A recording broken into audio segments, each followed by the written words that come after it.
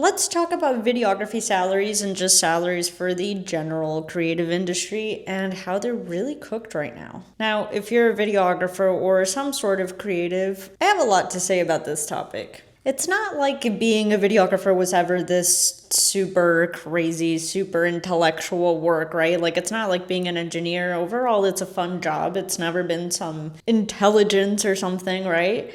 But I feel like it used to be a little bit more valued than the kind of jobs I'm seeing getting posted now. I'm Cam, I own a video production agency, but I've also been in a lot of different crews, primarily doing videography and camera work, or a DP if you will. Kind of depends on what you'd call me, depending on who you are. However, this is something I've started just noticing. Even though I'm not actively looking for a job, you always want to be browsing. You never know what kind of opportunities pop up, right? But more and more, and this started in basically after the pandemic, but it has gotten increasingly worse since 2023, I feel. So fed up with these ridiculous ass job postings that I decided to start publicly shaming these companies. And today I have a doozy for you. You are looking for a videographer, a photographer, and a marketing all-star. All right, so that already sounds dubious. We are looking for a high level content creator. So high level does not mean entry level, right? It means someone who has a lot of experience. A high level content creator who can do more than just film. You must understand how to build and grow YouTube and TikTok channels from the ground up. Okay, so newsflash, Gray Line X.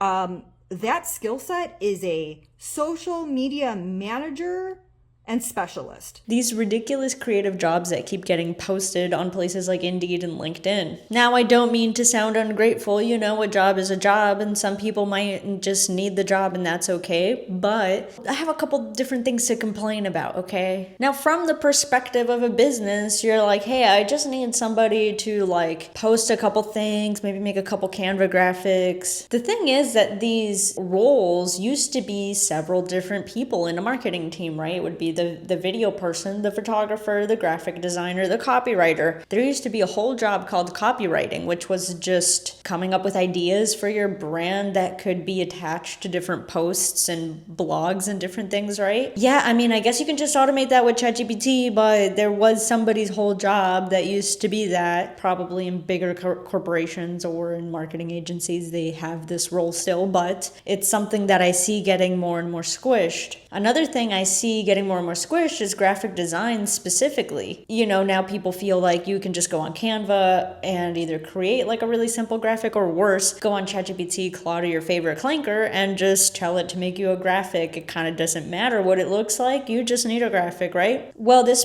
peculiar thing that has happened is that these all used to be separate roles within your entity, right? Or you'd have to hire an agency, like some sort of marketing agency, that would handle all of these things. Increasingly seeing more and more of these, I don't even know what to call them, like everything media. This is Valor Real Estate Development out of Clearwater, Florida. So this is on site. We are looking for a creative content producer to join our team. If you're the type of creator who naturally shifts from filming with the gimbal to editing in Premiere Pro to designing in InDesign to brainstorming the next social campaign, you'll fit right in. In other words, are you a unicorn of a fucking person? You'll fit right in here at Valor.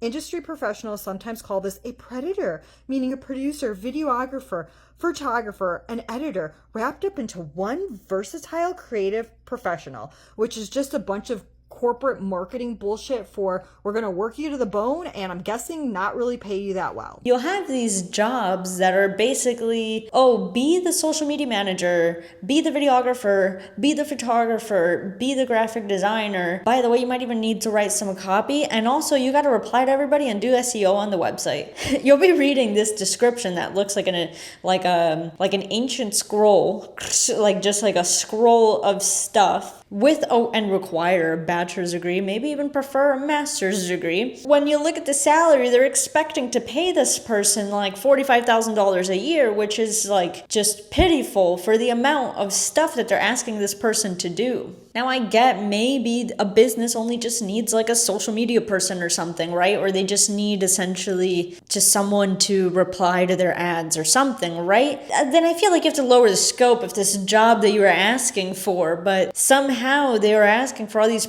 requirements. Like it'll be like a list of all these programs, like you have to know InDesign and Photoshop and Premiere and DaVinci, and it's like kind of insinuating you want a seasoned pro in this ad. You're not insinuating you're looking for like an intern or somebody just starting out who is like it's an entry-level role. I'm getting mixed signals here, because on one hand you're kind of asking for somebody that would be making upwards of like $100,000. You're trying to pay them like maybe $40,000 to $60,000 a year to do this job. And I understand that the industry has a thing called the passion tax, right? Which is essentially that any career or job that is deemed as fun suffers from the passion tax, which means that people will try to pay less because you're doing something fun. I guess you're not in construction in the middle of the sun, so you could be like on top of a roof melting in the Florida sun. So if you're doing something fun and creating graphics or something, like that's pay the passion tax. It's why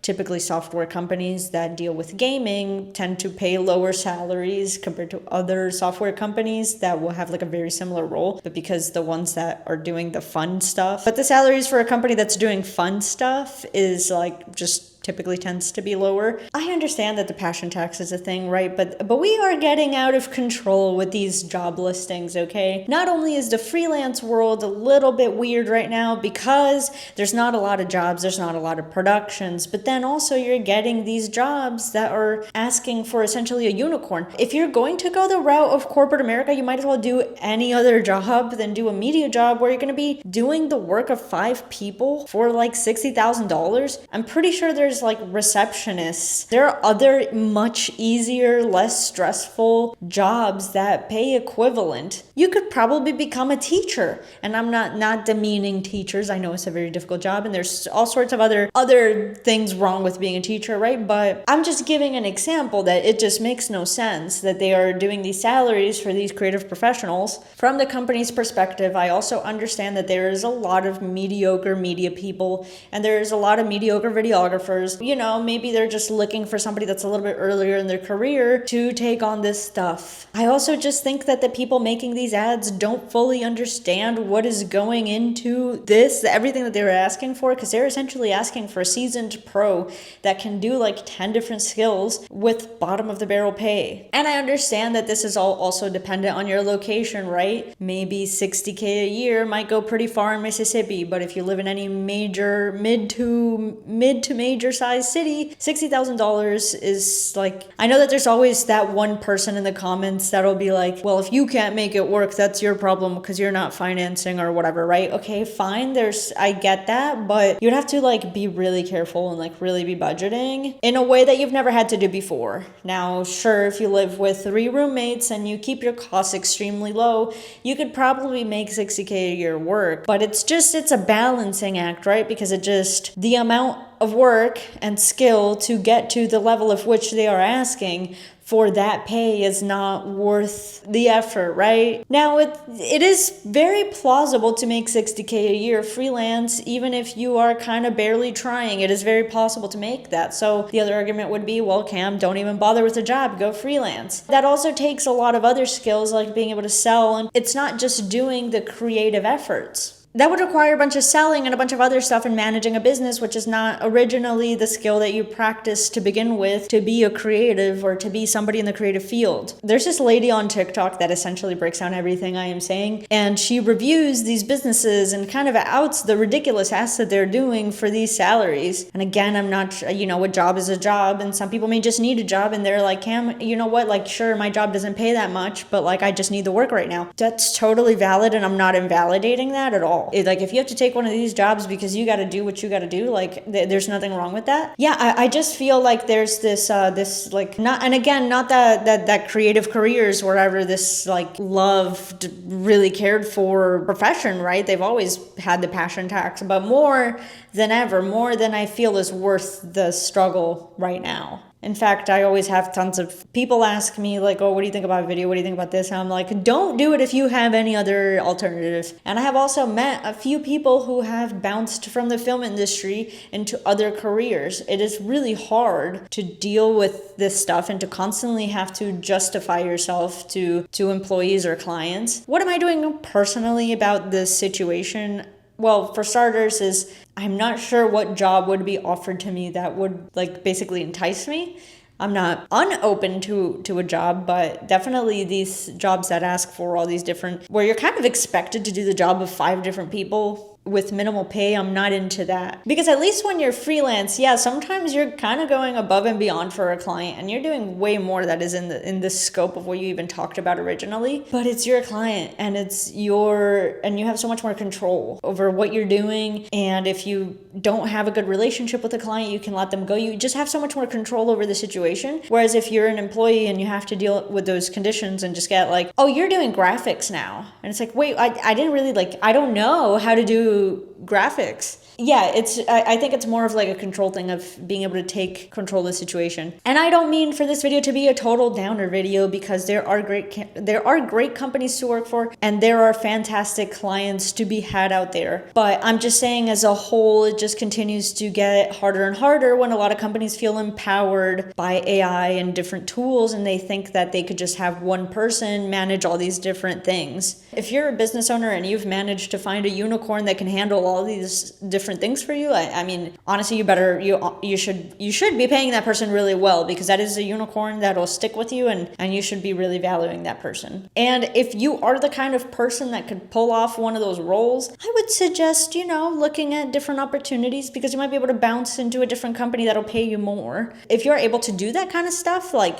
you're kind of a unicorn, so you have a lot of value. There's a lot of YouTubers and different networks and communities that would love to have somebody like that and would really value them. I think it's also just the title thing is like, in order for you to get paid more, you have to be like a marketing director or a creative strategist or some over umbrella term, rather than just searching for videographer or videographer editor rock star. You know what I mean? Like, so I don't know. I mean, this video is going to come out kind of like ranty and maybe even a little ungrateful or something, but I just feel like other fields don't really have to justify themselves so much.